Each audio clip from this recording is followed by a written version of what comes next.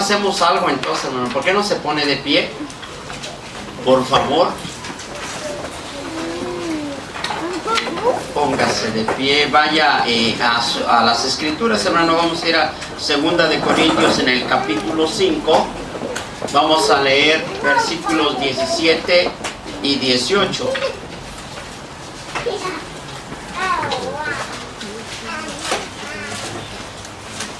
La gloria es de nuestro Dios. Amén, hermanos.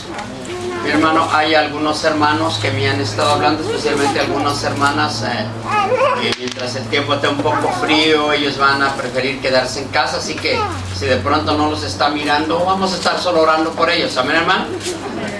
Una de nuestras hermanas, también estoy hablando con ella salió positiva, salió de aquí, fue para otro estado, y cuando regresó venía positiva con el COVID. Así que está en su casa. Nuestra hermana Carmen, de las hermanitas que empezaron a llegar a la iglesia, que se sientan aquí enfrente. La hermana Carmen salió enferma, así que vamos a seguir orando por ella. Amén, hermano. Algunos hermanos que estén, algunos otros han estado también con algunos problemas de salud, no los hemos visto aquí por causas de lo que para ellos es simplemente una flu, pero han tenido que aguantar el tiempo para esperarse. Amén. Así que por eso no los vemos por aquí en la iglesia. Así que vamos a seguir orando por ellos. Amén, hermano. Tienen las escrituras abiertas. 2 de Corintios, capítulo 5, versos 17 y 18. De modo, leen conmigo, hermano, solo son 2 versos. De modo que si alguno está en Cristo, nueva criatura es. Las cosas viejas pasaron, he aquí todas son hechas nuevas. Y todo esto proviene de Dios, quien nos reconcilió consigo mismo por Cristo y nos dio el ministerio de la reconciliación. Una vez más, subraya la última parte, verso 18. Y todo esto proviene de Dios, quien nos reconcilió consigo mismo por Cristo y nos dio el ministerio de la reconciliación. Bendito Dios y Padre nuestro, Padre de nuestro Señor Jesucristo, te damos a ti la gloria, te damos a ti la honra y te alabamos, Señor. Bendice tu palabra, que sea de bendición a nuestras vidas y que nosotros, Señor, seamos abiertos para la voz de tu Santo Espíritu. En Cristo Jesús te damos las gracias. Amén y amén. Tome asiento, hermanos. La lectura que hemos tocado en este momento tiene como fin dar bases especialmente para el ministerio de la reconciliación, es decir, para el ministerio de hombres y de mujeres que hablan del Evangelio de Cristo. Tiene como fin, hermano, fundar al menos un pensamiento histórico de lo que las Escrituras nos han dado y lo que ha pasado con la iglesia. Déjeme explicar algo brevemente, porque quisiera que el día de hoy tomásemos el tiempo no solamente para aprender un texto de la Escritura, sino vamos a entrar un poquito dentro de la historia de la iglesia. ¿Está bien? Creo que hay momentos y hay tiempos en que necesitamos hacer algún recordatorio de por qué causa, cuál es el beneficio que la iglesia tuvo para que hoy en día estemos sentados, aunque sea a la intemperie, pero podamos seguir proclamando que Jesucristo es nuestro Señor, que Él sigue sanando, que Él sigue salvando, que Él sigue rescatando. Hoy en día la iglesia de Cristo en muchos momentos pasa viviendo como que si toda la historia fue así, como que si siempre las iglesias tuvieron esta libertad o tuvieron esta oportunidad de poder sentarse, tomar su Biblia y venir y escuchar al predicador o al maestro. En muchas ocasiones la iglesia se le ha olvidado de dónde procede, de dónde viene y que bajo qué condiciones pasaron para que hoy en día tuviésemos esta dicha de poder tomar no solamente una Biblia en papel, sino que hoy en día podemos tomar todo tipo de Biblias y de traducciones electrónicas y de todas las formas que nosotros querramos. Hoy puedo abrir la computadora o el teléfono o el iPad y ahí donde esté yo puedo tener mi Biblia a la mano. Repito, pero no siempre fue así. Quisiera mencionar, aunque sea de manera breve, 200 años de periodo, lo que se conoce como 200 años de periodo de la Reforma. También quiero apuntar que cuando hablamos de la Reforma, hermano, nunca se inició la Reforma con el propósito de crear un pensamiento nuevo, crear, una denominación, una iglesia nueva. El periodo de la Reforma, todos los hombres que trabajaron en la Reforma por prácticamente 200 años, ellos intentaban que la iglesia oficial, la iglesia del imperio, la iglesia reconocida como Iglesia Católica Romana, se transformara en una iglesia escritural, en una iglesia que tuviera la Biblia, en una iglesia que se viviera en la santidad. Ese era el propósito de los reformadores. A veces nosotros, por mala influencia o mala información, creemos que los reformadores tenían la intención de salirse de Iglesia Católica Romana y crear una nueva iglesia. Nunca fue de esa manera. Ellos intentaron que el pecado, que la manera corrupta de vivir dentro del sistema de la iglesia se transformara, se cambiara, se creara una línea bíblica para lo que se decía, para lo que se creía, para lo que se intentaba transmitir. ¿Me está entendiendo? Así que cuando nosotros hablamos de las iglesias llamadas protestantes, evangélicas, pentecostales, esto es un beneficio, hermano, a gracia de hombres que tuvieron que dar su vida, que tuvieron que morir, que sacrificaron todo en su vida para al fin de traer un pensamiento distinto, un pensamiento de santidad, de credibilidad como hombres de Dios. Entre estos hombres, hermano, hay una serie, un número de hombres, repito, hablamos de prácticamente 200 años. Pero tengo que resumir porque son muchísimos los nombres. No solamente hablamos de Martín Lutero, es del que menos voy a hablar el día de hoy. Pero hablamos de hombres, hermano, en 200 años que estuvieron desde la península ibérica, o es decir, del área de España. Tenemos gente en Francia, tenemos en Alemania, tenemos en Portugal, tenemos en Suiza. Gente en Europa que en el mismo periodo de tiempo el Espíritu Santo de Dios comenzó a hablar para que hombres, y repito, la gran mayoría de ellos, todos sacerdotes, monjes católicos. Cuando nosotros hablamos de esta maravillosa Biblia que nosotros tenemos de Reina Valera, tanto Cipriano como Casidoro, los dos fueron monjes, hermano, católicos.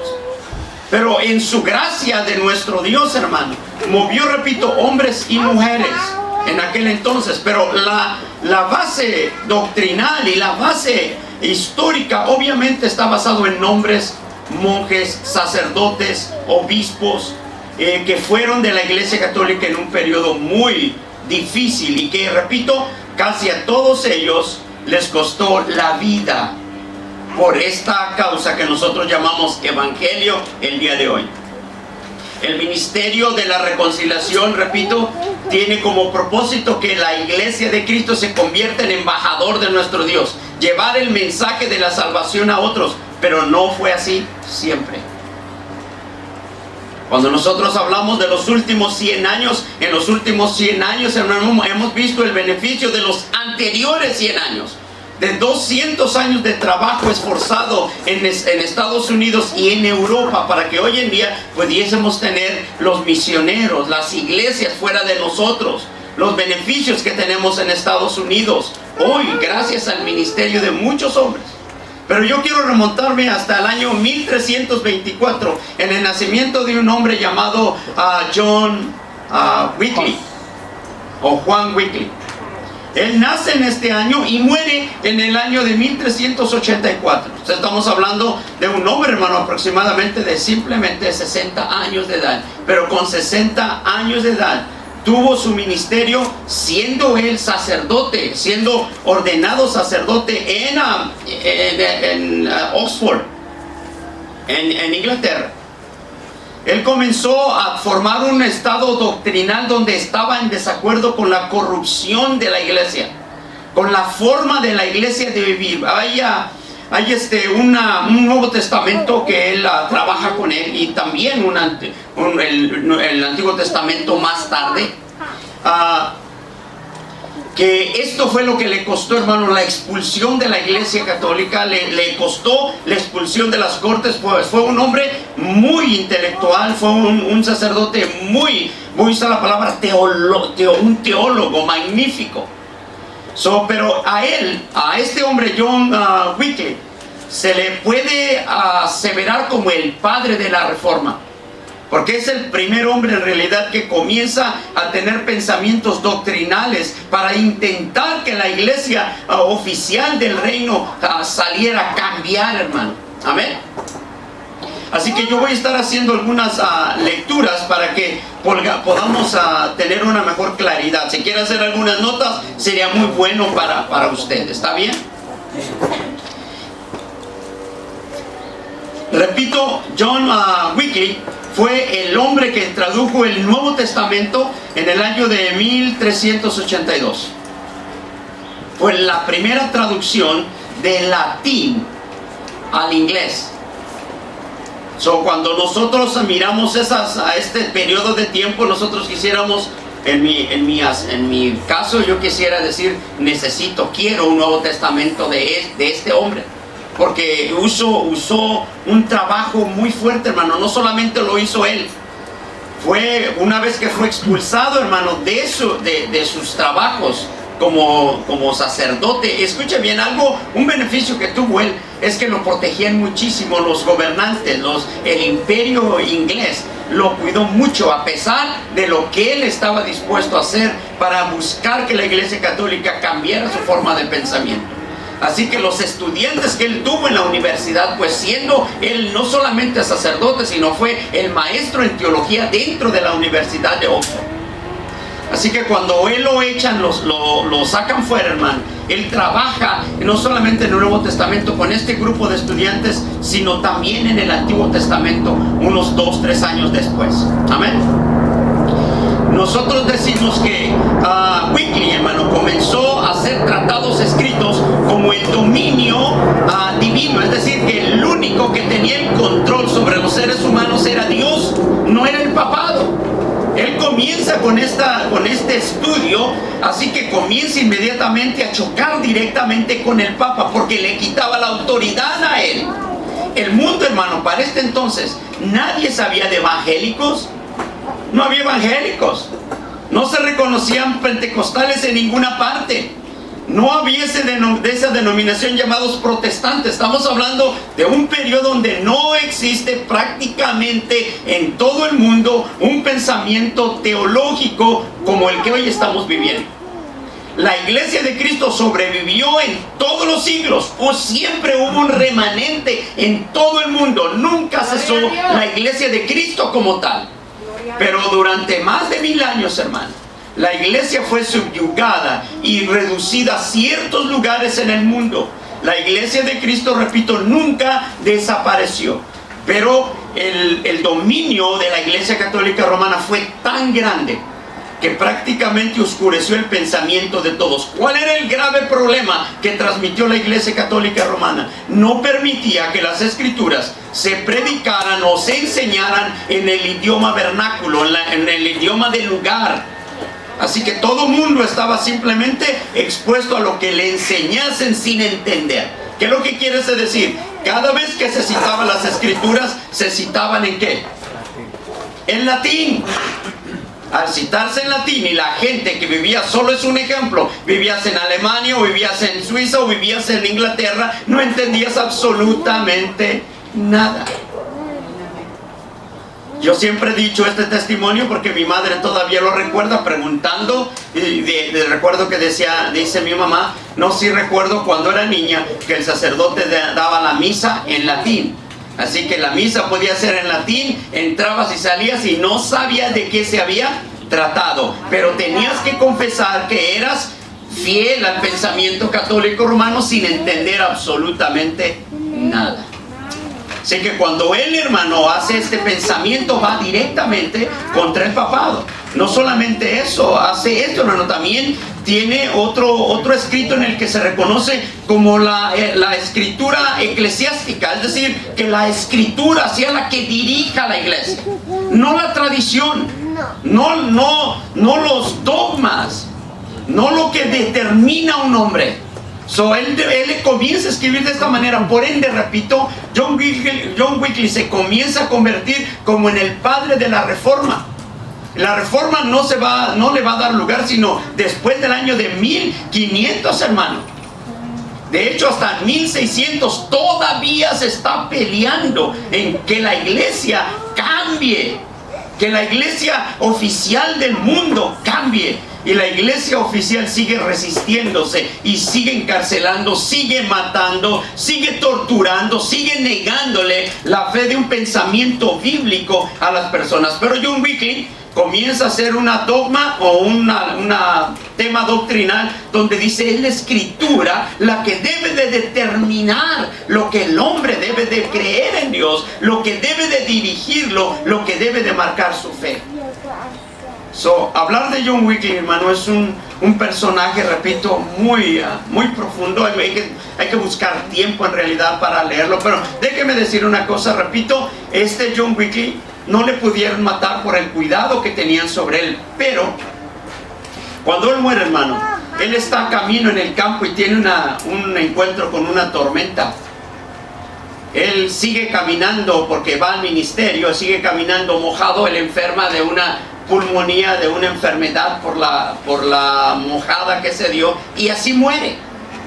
Amén. Es una vida, repito, muy importante, muy interesante, pero que va formando esa base para que usted y yo estemos el día de hoy aquí. Pero podemos hablar un poquito más, hermano.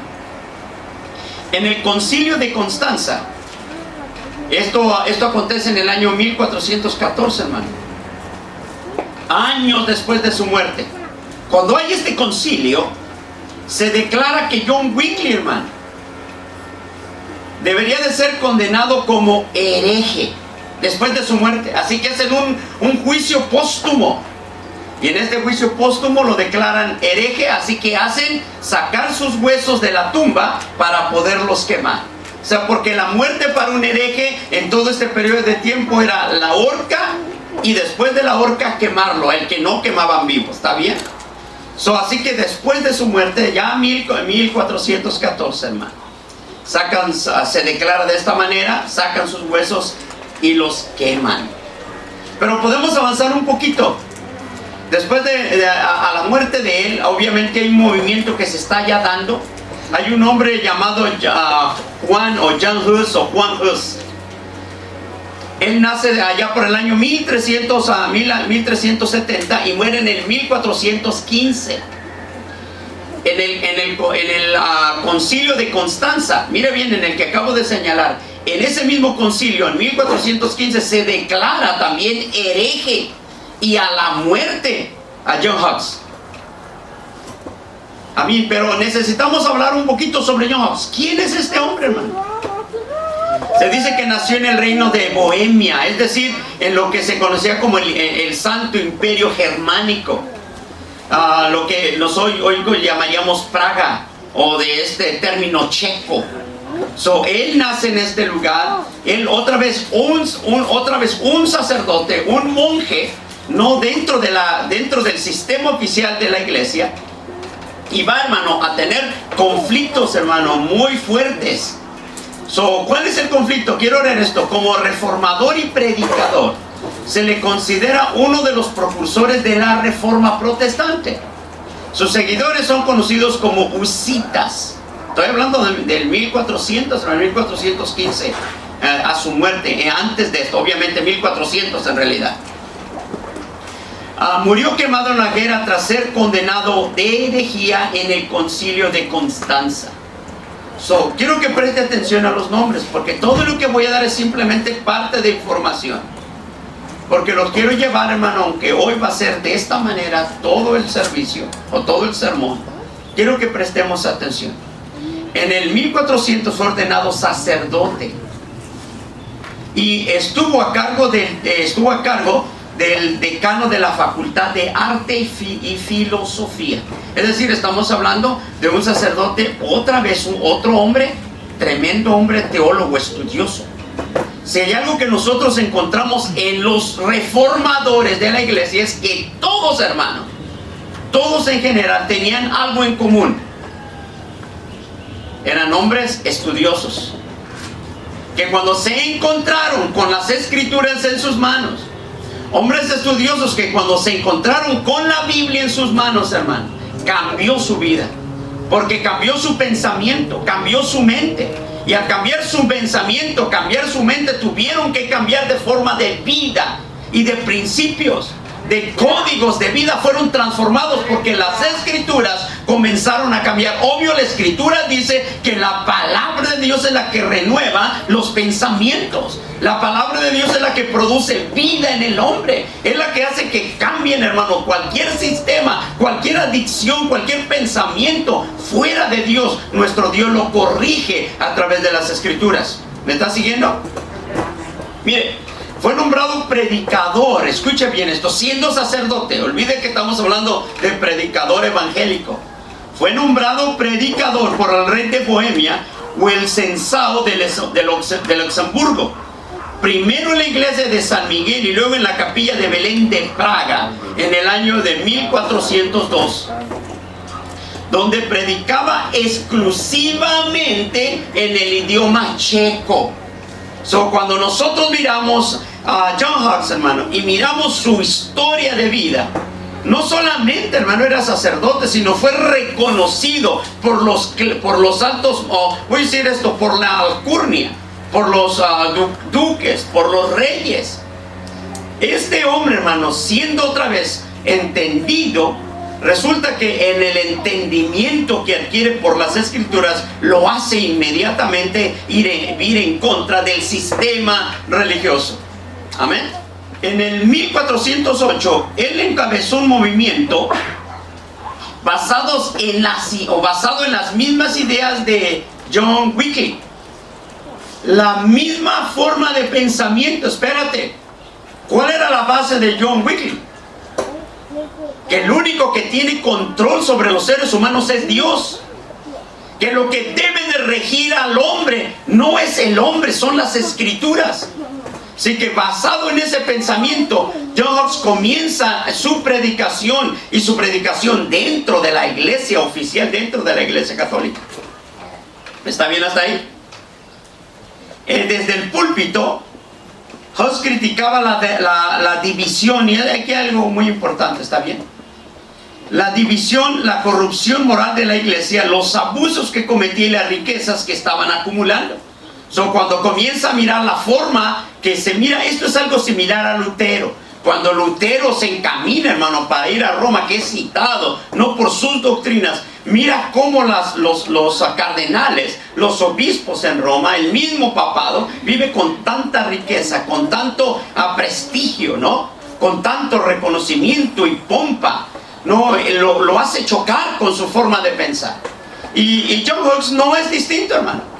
Porque cuando nosotros miramos las vidas de los hombres comunes, voy a usar este lenguaje, lo del hombre común, pues el hombre común padecía de todo tipo de cosas. Algunos luchaban para tener algo que comer. De hecho, cuando nosotros hablamos de John Wycliffe, a él se le relaciona con una revuelta que se da en Inglaterra, donde los campesinos se vuelven, hermano, contra la corona. Y obviamente todos acusaban a John Wycliffe porque aquellos pobres escuchaban el mensaje de él, que hablaba de la igualdad, era un pensamiento igualitario lo que John Wycliffe predicaba. Así que, aunque no se puede probar, la gente pensó que él fue lo que lo influenció a estas revueltas, hermano, aunque él directamente no quiso relacionarse. ¿Estamos hasta ahí? Hay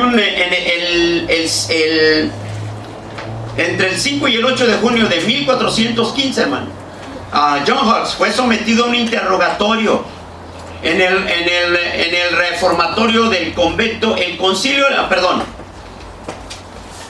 fue sometido a interrogatorio. Estaba buscando el nombre, no recuerdo el nombre del lugar, ¿está bien? En el concilio le exigían que se retractara, hermano, mire, y negara públicamente su doctrina. Hablo de John Hux.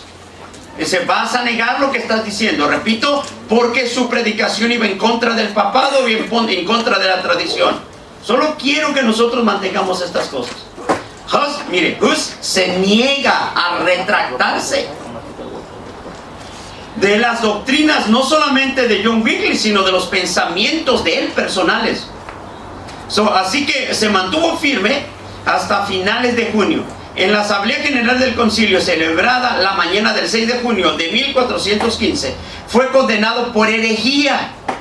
Agregamos más, degradándolo del rango de sacerdote y abandonándolo en manos del brazo secular. El emperador le acusó de traición y le condenó a morir en la hoguera, ejecutándose la sentencia ese mismo día. Amén.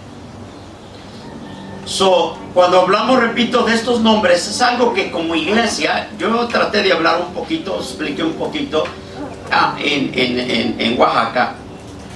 Pero estos nombres, hermano, deberían de ser parte del conocimiento de cada uno de los llamados cristianos. Porque hasta que no vamos y examinamos las vidas de ellos, nos damos cuenta en dónde estamos nosotros. Porque estos fueron hombres que fueron llamados directamente por Dios. Sin un pensamiento evangélico, sin un pensamiento protestante, sin una influencia externa. Fueron llamados y fueron empapados por el Espíritu Santo de Dios, al grado que personalmente el Espíritu de Dios les habló a través de las Escrituras y cambió sus vidas. Gloria a Dios. Podemos ir un poquito más allá. Entre 1495 y 1536, ahí nace y muere William Tyndale. La historia de William Tyndale no es distinta a la de estos hombres. William Tyndale muere de la misma manera que John Huss. ¿Por qué? Por predicar en inglés, por traducir las Escrituras en inglés. William Tyndale, hermano, estuvo huyendo de un lugar a otro a fin de poder lograr lo que él deseaba en su corazón. En el año de 1535, Tyndale fue arrestado y encarcelado en el castillo de Vilvoorde, en las afueras de Bruselas, durante más de un año. En el año de 1536 fue declarado culpable por traducir la Biblia, cosa que la iglesia de Inglaterra de entonces no quería. Pero la tradujo, y traducir las Escrituras del latín al inglés, lo mismo que había hecho prácticamente allá 150 años atrás Wycliffe. Amén. Literalmente Inglaterra es el país que más adelante da la permisibilidad para que se puedan traducir las Escrituras. Viene la Biblia del rey Jacobo. Viene esa Biblia en inglés tan popular por tantos años, de James King. Esta Biblia, hermano, es lo que le antecedió a la muerte de estos hombres. O sea, que cuando hoy hablamos de esa Biblia en inglés, nosotros decimos, qué bueno, repito, pero no fue siempre así. Estos hombres tuvieron, repito, no solamente que negar sus familias, tuvieron que huir de sus países, escondiéndose, hasta el punto de poder lograr solamente lo que el Señor había puesto en sus corazones. Amén, hermanos. Por último, yo quisiera, aunque pudiéramos hablar, miren esto, pudiéramos hablar de Martín de Armenia, pudiéramos hablar de Ulrico, se me escapa ese nombre, es difícil en Suiza, hermano, Zwinglio, pero el nombre es increíblemente para mí difícil. Jerónimo Savonarole, de Italia. Pudiéramos hablar de muchos. Quiero que estoy diciendo, yo dije al principio, hablamos de 200 años de reforma, pero miren que en cada país, prácticamente al mismo tiempo, unos poquito antes, unos poquito después, el Señor por su Espíritu Santo hablando hombres, levantándolos, aquellos que tenían la posibilidad. ¿Quiénes eran? Gente estudiosa, gente que no era analfabeta, pero principalmente que tenían las Escrituras con ellos. Por ende, el pensamiento de ellos, hermano, es este.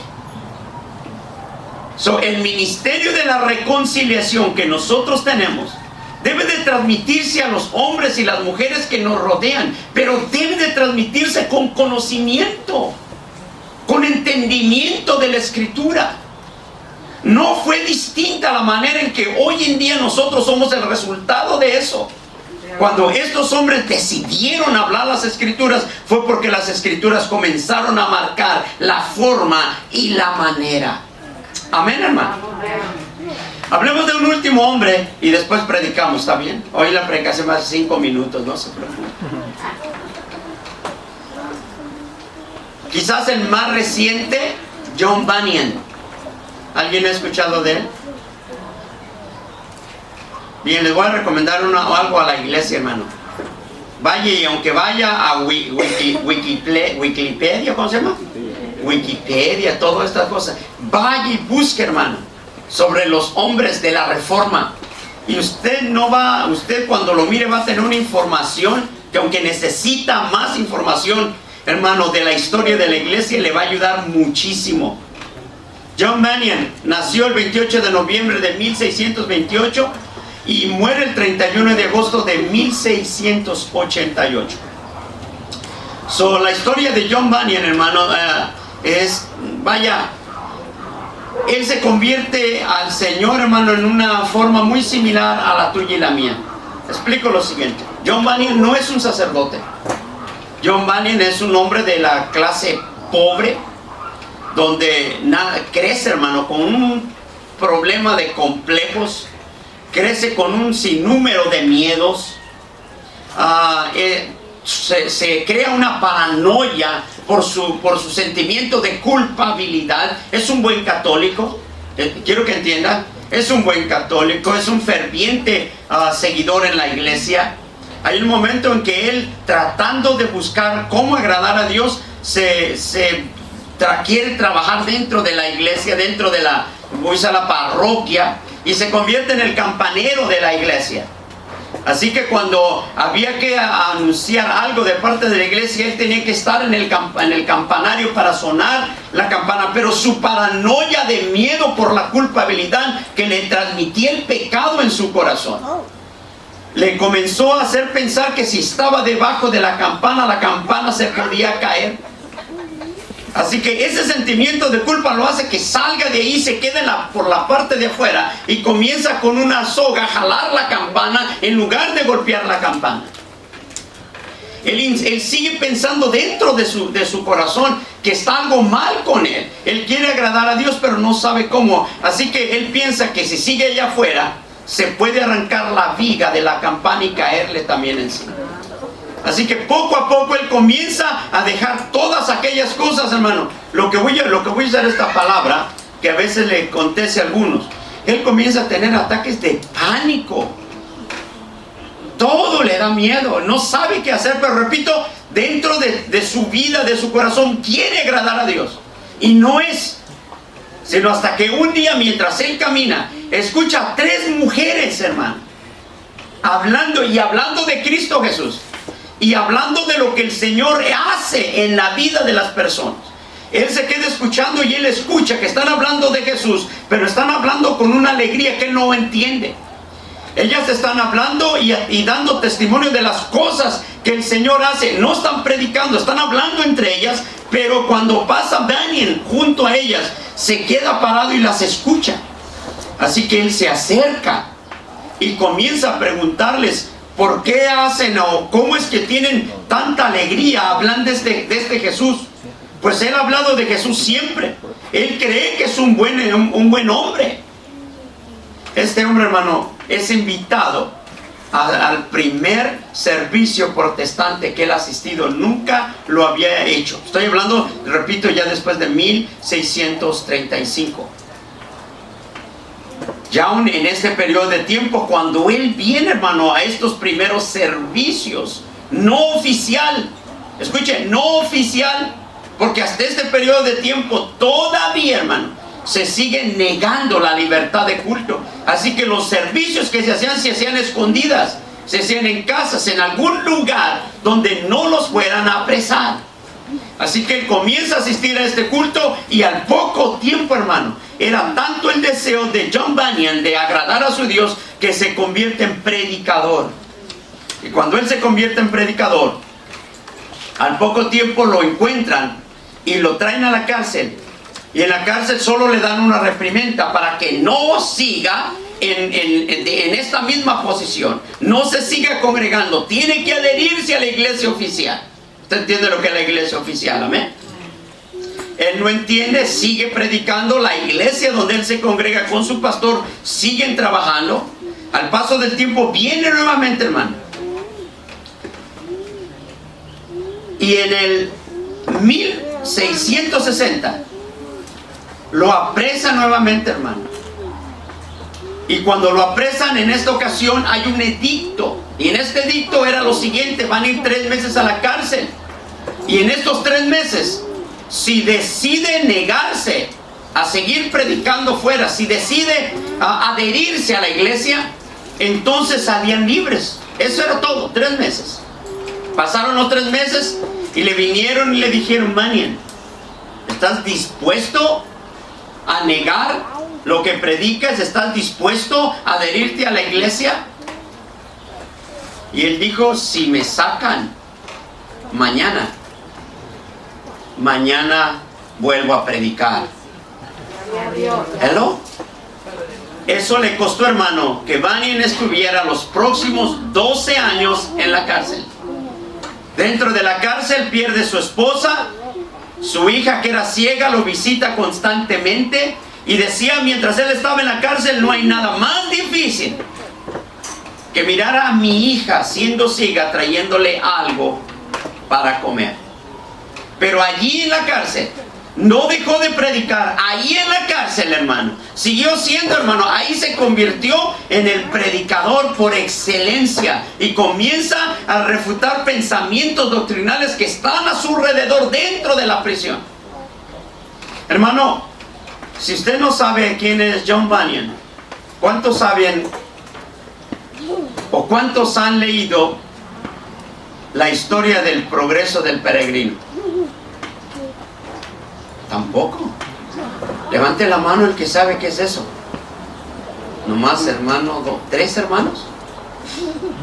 Es el libro por excelencia del cristiano que tiene que leer, hermano. Este es el primer libro, ahora sí usa la palabra bestseller, que después de la Biblia se imprimió, y hombres y mujeres que podían leer, estoy hablando, repito, de allá alrededor del año 1670. Después de esto comienzan, hermano, a leer, y el progreso del peregrino es la historia de él mismo. Cuando usted lee el progreso del peregrino, es la historia de él, solo que utiliza la palabra cristiano para referirse a él. Es uno de los libros, repito, mejor o más vendidos en toda la historia, uno de los más vendidos. Así que, hermano, los nombres que nosotros pudiéramos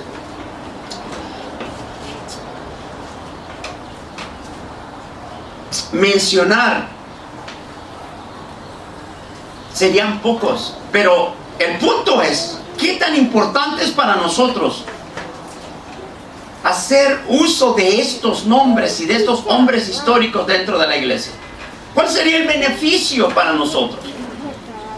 Si yo le digo en este momento, hermano, ¿cuáles son nuestras convicciones con el título de ministros de la reconciliación? ¿Cómo apelo? ¿Qué es lo que estoy haciendo como ministro de la reconciliación? Es decir, ¿qué estoy haciendo con el ministerio de la evangelización que fue puesta en mi mano? Y tengo que hacerlo a título personal. No puedo en este momento decir: bien, la iglesia fue mandada para llevar el evangelio, amén, pero la iglesia son hombres y mujeres. Título personal.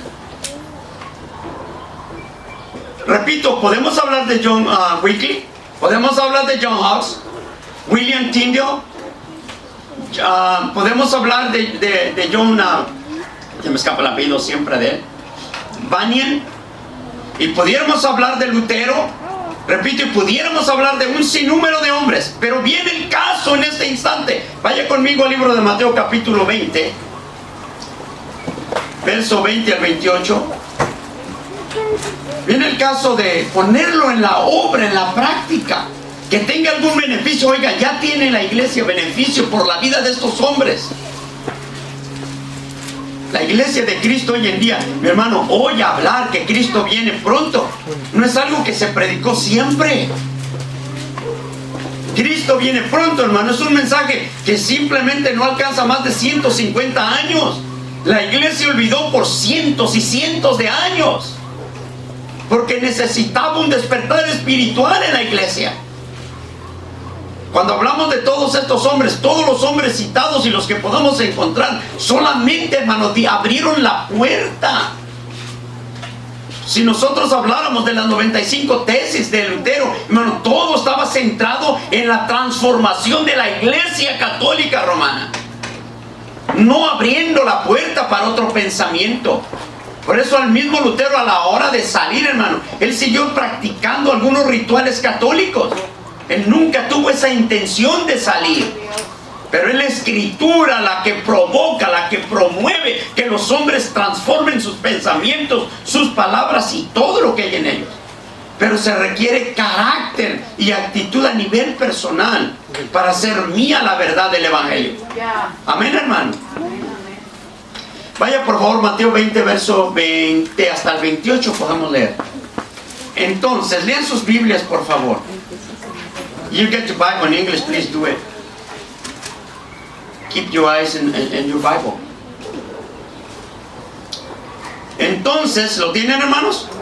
Entonces se le acercó la madre de los hijos de Zebedeo con sus hijos, postrándose ante él y pidiéndole algo.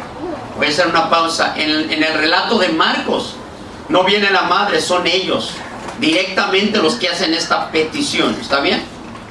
Verso 21. Y él le dijo, ¿qué quieres? Ella le dijo, ordena que en tu reino se sienten estos dos hijos míos, el uno a tu derecha y el otro a tu izquierda. Son la petición de una madre, ¿no? ¿Cuántos quieren lo mejor para sus hijos, hermano? Pero dice Jesús, no sabes lo que dices, ¿no? Verso 22. Entonces Jesús le respondió, dijo, no sabéis lo que pedís, no sabes lo que pides, o no saben lo que piden. Pueden beber del vaso que yo he de beber y ser bautizado con el bautismo con que yo soy bautizado. Y ellos dijeron, podemos. Es decir, ustedes pueden aguantar el martirio por el que yo voy a pasar. Ustedes van a compartir conmigo el dolor de la cruz, la persecución, el odio, el abandono. Ustedes pueden hacer eso. Y ellos dicen, podemos. ¿Aló? El lenguaje utilizado, y quiero señalar aquí, repito, Jacobo y ¿quién? Y Juan, los hijos de Zebedeo. Tienen convicciones, tienen principios. Sí, podemos hacer esto, aunque no sabían lo que estaban, ¿qué dice? Pidiendo.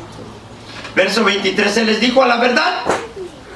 Perdón, verso 24. Cuando los 10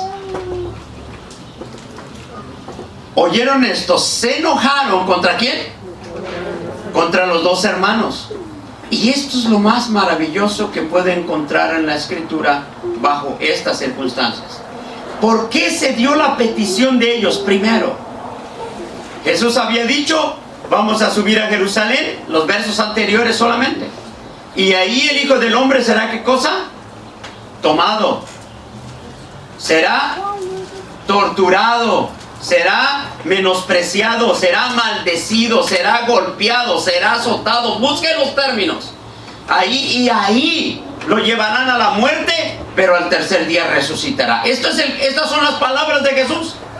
Y bajo estas condiciones de este mensaje vienen ellos y dicen, oye, cuando estés en tu reino, que mi hermano y yo nos sentemos a la izquierda y ¿qué? Y a la derecha, junto a ti, por sobre todos los demás. Escuche, ¿por qué por sobre todos? Estoy usando el contexto de lo que vamos a leer.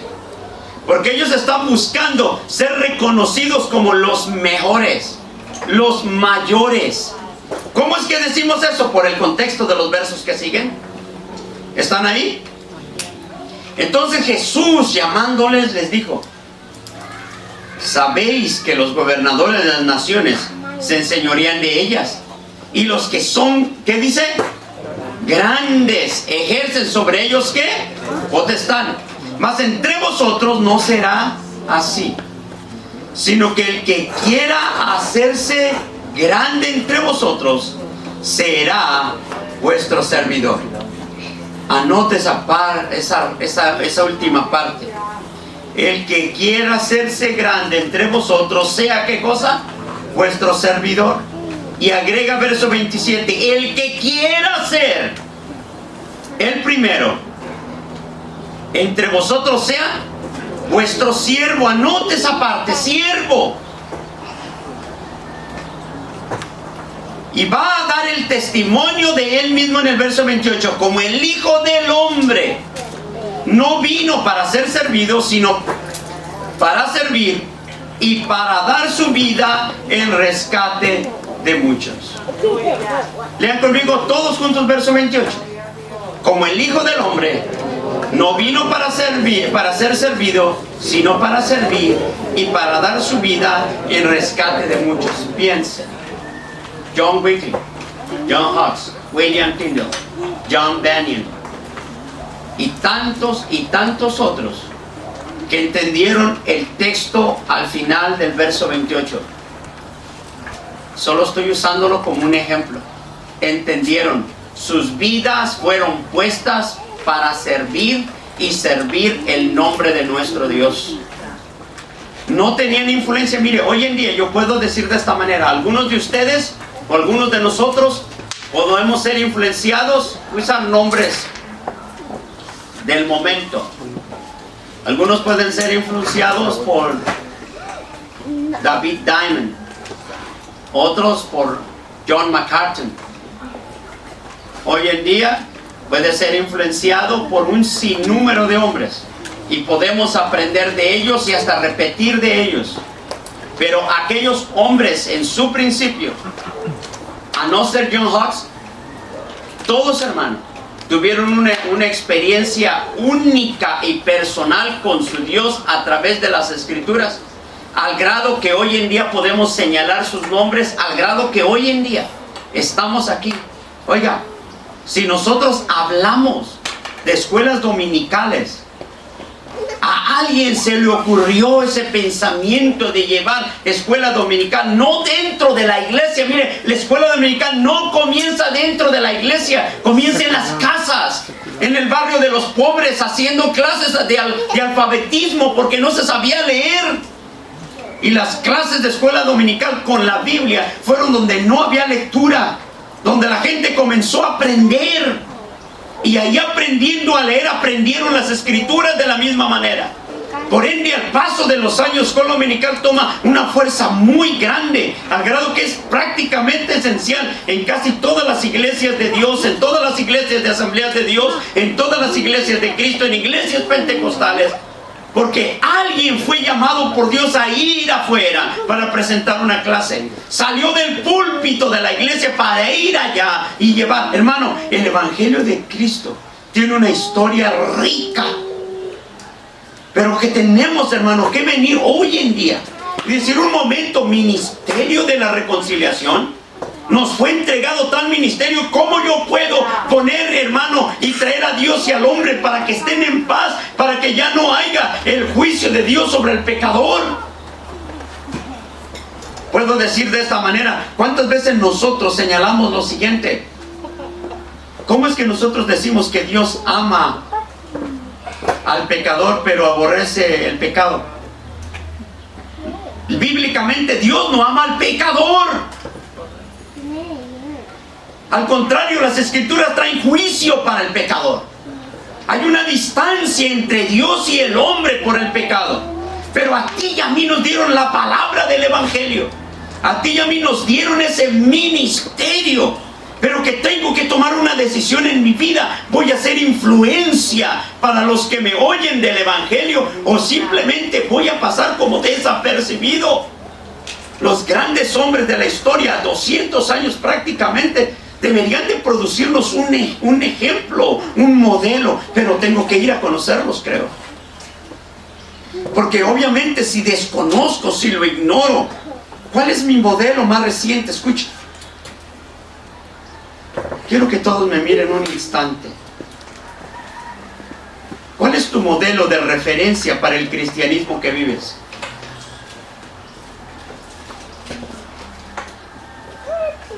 ¿Me he limitado a los hombres, las mujeres que me rodean? ¿O puedo, hermano, proyectarme un poquito más allá? Porque algunos, hermano, están viviendo el evangelio como algo tradicional. Por ende, hermano, en muchas ocasiones, en muchas personas, no hay convicciones tales para hablar del evangelio. Algunos nunca hablan de Cristo. Algunos no tienen, hermano, nada en las escrituras que compartir con otros. Algunos tú no le puedes que compartan ni siquiera 5 minutos, porque el evangelio de Cristo no ha sido más una tradición religiosa. Vienen, salen, entran a las iglesias y van, pero no tienen la pasión por Cristo en el corazón y no hay deseos de hablar a otro. Solamente analicemos cuándo fue la última vez que le hablé a alguien de Cristo. ¿Cuándo fue la última vez que me sentí y le expliqué las escrituras a alguien del evangelio de Cristo, de la salvación, del amor de nuestro Dios? ¿Por qué no me puedo contar en este grupo que puede ir y hablar del evangelio?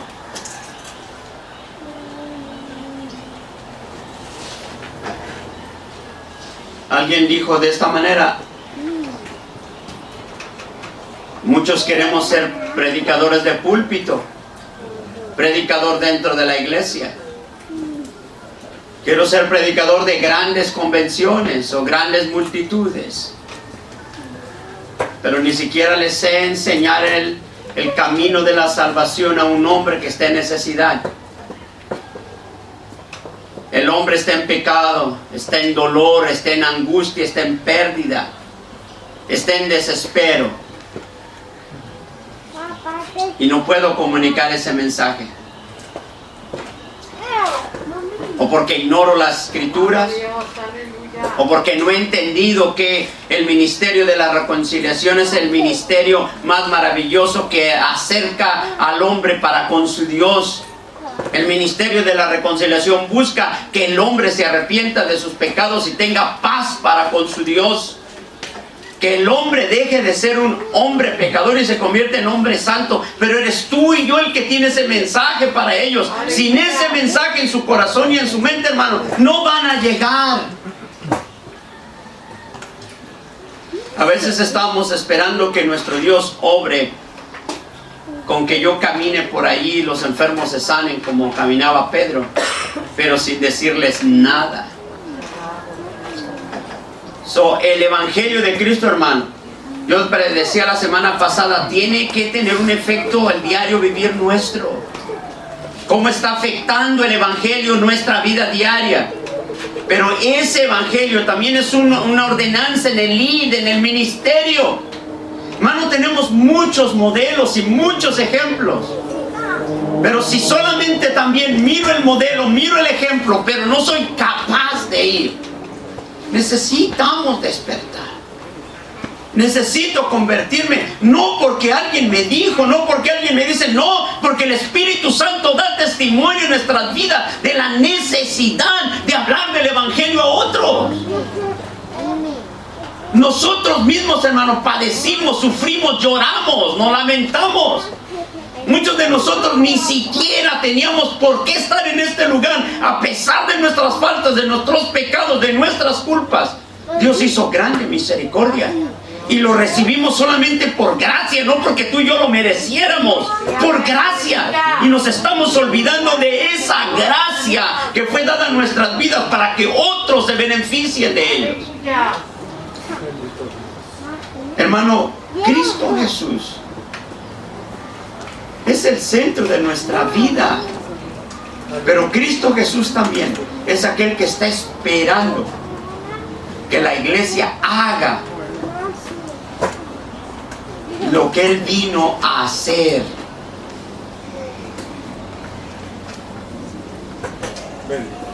Leíamos la semana pasada, Él decía, yo no vine al mundo a condenar al mundo, sino para que el mundo sea salvo. Así que, hermano, ¿dónde y cuánto es lo que nosotros queremos hacer? ¿Hasta dónde mi ministerio, en este ministerio de reconciliación, lo voy a llevar o lo voy a seguir estancando? ¿Cuándo voy a levantarme y sé que ahí está mi vecino? Voy a pararme, voy a ir a tocarle la puerta al vecino. Voy a hablarle aunque sea de la parte de afuera. Oye, fulano, vecino, ¿sabes que el amor de Dios ha sido tan grande que por causa tuya entregó a nuestro Señor en la cruz? ¿Cuándo voy a ir y voy a enseñarle de ese amor maravilloso a mi vecino? Si nosotros como iglesia no avanzamos, hermano, como individuos tampoco avanzaremos. Así que yo le pido en el nombre del Señor, hermano, busque cómo convertirse en predicador del Evangelio de Cristo. El tema fue así. Este es el tema de hoy: el predicador del Evangelio de Cristo. Y no le puse nombre. Mi intención al principio quería predicar señalar puros nombres con el nombre de Juan, porque hay una lista de nombres con ese nombre, hermano. Predicadores, increíble cuántos aparecen en la historia. Pero eso me evitaba poner que ahí aparece el nombre de José, de Bernardino, de Emilio, de Antonio, de Manuel. Que en esa lista se puede poner cualquier nombre nacido de nuevo en Cristo Jesús. En esa lista de predicador se puede poner Juana, Francisca, Marta, María. En ese nombre de predicador, hermano, ese eres tú. Ese soy yo. Así que si esta palabra, hermano, de alguna manera hace reflexión, yo espero en el poder del Espíritu Santo, que no solamente nos haga pensar, sino que nos haga ir. Póngase de pie, por favor, hermano. Póngase de pie un momento. Deje todo lo que tenga en sus manos, solo póngase de pie. ¿Y por qué no comenzamos a orar un momento al Señor? Y observemos nuestra condición de predicadores y predicadoras. Ahí donde está cada uno en particular. Miren, en este momento, miren, no le estoy hablando de ser estudiante de la Escritura. En este momento no le estoy hablando de otra cosa, sino de ser predicador. Mire nuestra condición. Mirémonos cada uno.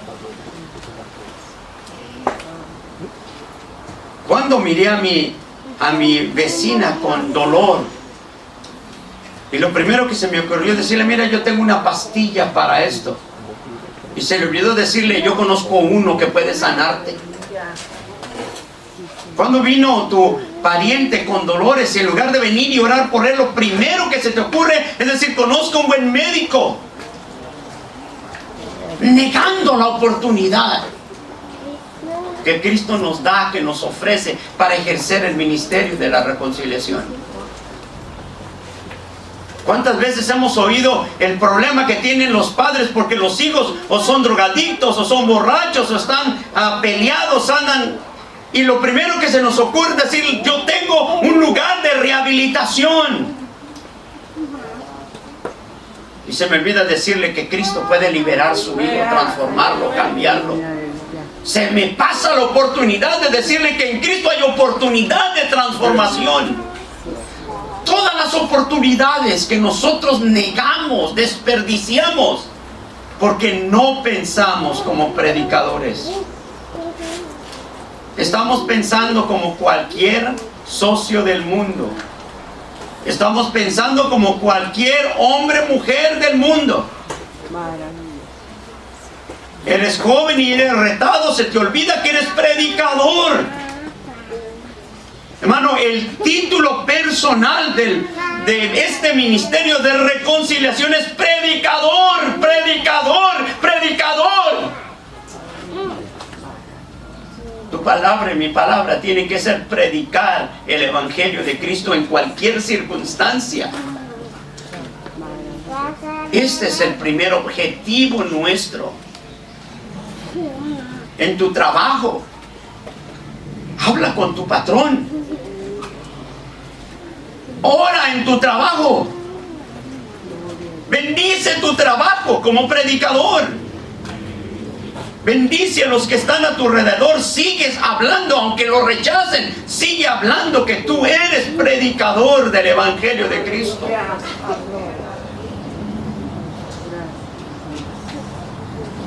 Aprovechemos los tiempos, Padre eterno. La gracia y la misericordia son tuyas. Y nuestras vidas, Señor, se han llenado de ello todo tiempo.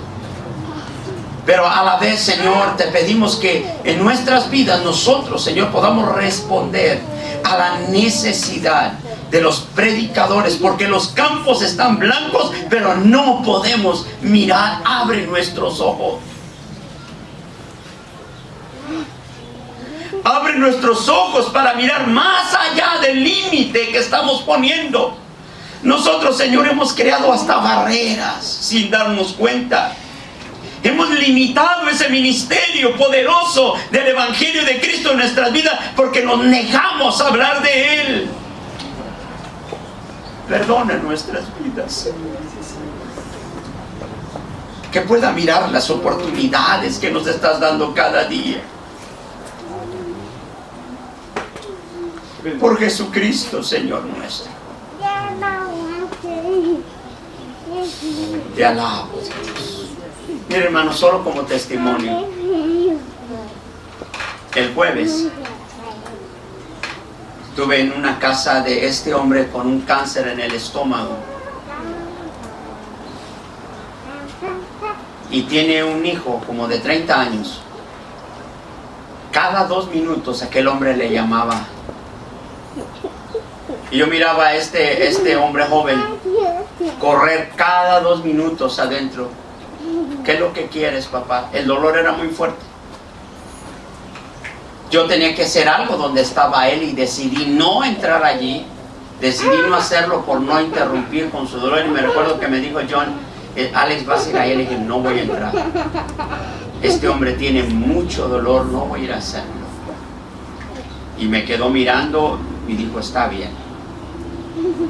Ese día me recuerdo que estuve orando, miré la necesidad del muchacho, dije, este hombre va a necesitar una paciencia, porque el hombre es viudo. Este hombre joven lo tenía que estar levantando de la cama e ir al baño y llevarlo, atendiéndolo en lo más mínimo. Y mi corazón se quebraba, mirando cuánta necesidad tiene el hombre por eso. Así que, por la misma petición del hombre enfermo, dijo, mañana vienen. Y yo le dije a John, bien, pues mañana venimos. Así que, cuando iba a salirme, quería hablar con el muchacho y decirle de la paciencia que necesitaba, del amor que necesita para poder seguir cuidando a su padre. Pero ya no hubo tiempo, tuvimos que salir del lugar. Quedamos de ir este viernes, hermano, de regreso. Eso fue el jueves. Y el viernes, hermano, llamamos para poder regresar allá y aquel muchacho dice llorando, mi papá murió anoche. Y yo dije, yo pospuse hablar con este hombre un día, y posponer un día fue demasiado tarde. ¿Me está entendiendo? A veces nosotros, sin darnos cuenta, postergamos lo que Dios nos está poniendo a hacer en un instante. Eso, hermano, es lo que ha dolido dentro de mí. Me recuerdo que estaba en la oficina justamente cuando se hizo la llamada. Y John me dice, ¿qué es lo que te pasó? Le dije, porque yo tenía que haber hecho esto ayer y no lo hice. Nuestro Dios, hermano, nos da la oportunidad y no la podemos postergar. No desperdiciemos la oportunidad que el Señor nos presenta hoy. Tómese su tiempo para hacerlo. Hágalo de la mejor manera, pero no postergue tiempos, porque eso nos hace sufrir mañana, hermano. Amén, sí, amén. Padre eterno, gracias por cada uno de mis hermanos. Ayúdanos, Señor, que podamos, Señor, hacer tu obra. Que podamos, Señor, llegar, Dios mío, donde tú quieras que lleguemos. Pon amor en nuestros corazones y haya, Señor, fuego en el corazón, como predicadores de tu palabra, como predicadores del evangelio que salva, que restaura, que trae paz al hombre. Ayúdanos, Señor, que tu iglesia, Dios mío, comience a tener un despertar espiritual en esa área.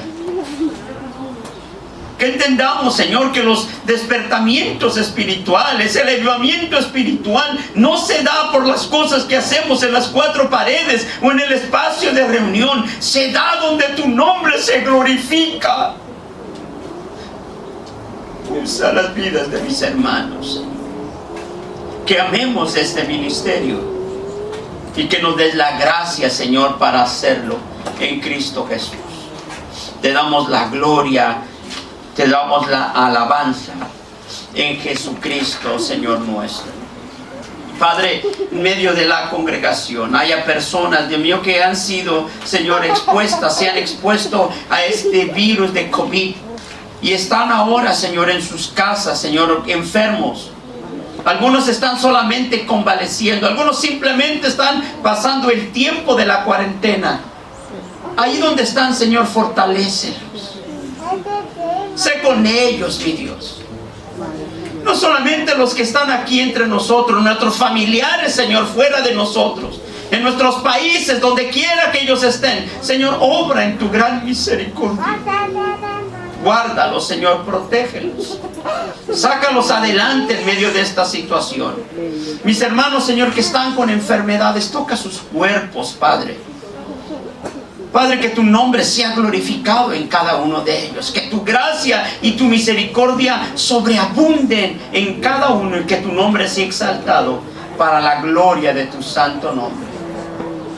Señor, te doy las gracias. Y ahora, Señor, que vamos a salir de este lugar, te pedimos que tu gracia y tu misericordia no sea parte de nosotros. Llévanos en paz, en seguridad. Envía tu cuidado, Señor, sobre nosotros. Padre, despídenos en la bendición del Padre, la gracia del Hijo y la divina y santa comunión de tu Santo Espíritu. Y el pueblo del Señor dice: